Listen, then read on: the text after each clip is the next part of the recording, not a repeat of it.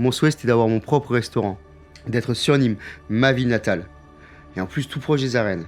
Ce que je voulais le plus, c'était un restaurant gastronomique, où se retrouvent toutes les étapes, du producteur jusqu'à la mise en avant de l'art de la table, tout en travaillant avec les locaux.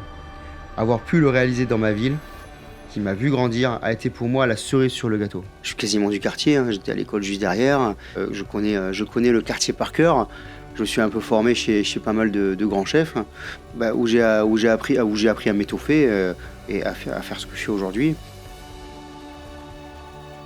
Le Gard, c'est mon jardin des délices. On a ce qu'il faut chez nous, quoi. On a ce qu'il faut à la maison pourquoi aller voir ailleurs. On a quand même énormément de producteurs. Bon là, aujourd'hui, c'est vrai, on va faire un joli travail sur les trucs défumades, avec les légumes du Mascoquillou chez Monsieur Tournaire, à Aigues-Mortes.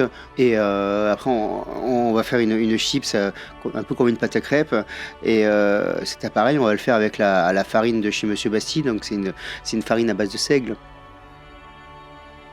C'est ce qui est important, c'est de ne pas dénaturer le produit, de respecter le travail de l'agriculteur qui est juste derrière. Quand l'été, on a des vacanciers, des touristes qui viennent chez nous, qui viennent dans le Gard pour découvrir notre département, et en même temps, ils découvrent notre carte avec plein de produits gardois. C'est une autre façon de découvrir notre département, c'est de dire, voilà, on peut aussi le découvrir dans l'assiette. Ce qui pousse la porte de mon restaurant, ce que j'ai envie de leur faire découvrir, c'est le Gard, d'Alès au Gros-du-Roi, d'Aigues-Mortes à Bagnols-sur-Cèze. Voilà, c'est ça qui est important, c'est qu'on arrive à leur faire découvrir cette expérience-là.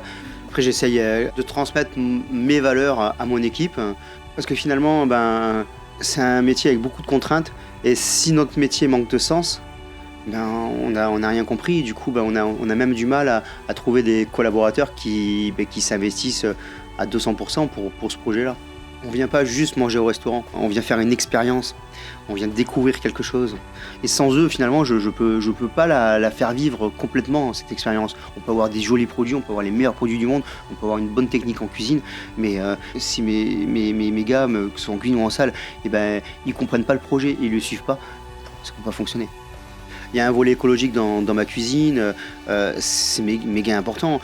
Puis au-delà de l'écologie, c'est ce qu'on nous apprend dès qu'on commence le métier, la saisonnalité. C'est tout simplement de la logique. Mais il ne faut pas la perdre de vue. Il faut se donner cette exigence tous les jours de le faire. Et au bout d'un moment, c'est même plus une exigence, c'est une évidence. Je suis fier d'être Nîmois, je suis fier d'être gardois. Et puis c'est une façon un peu de le montrer tous les jours. Je suis cuisinier, c'est ce que je sais faire. C'est comme ça que je porte mon département, c'est avec ma cuisine.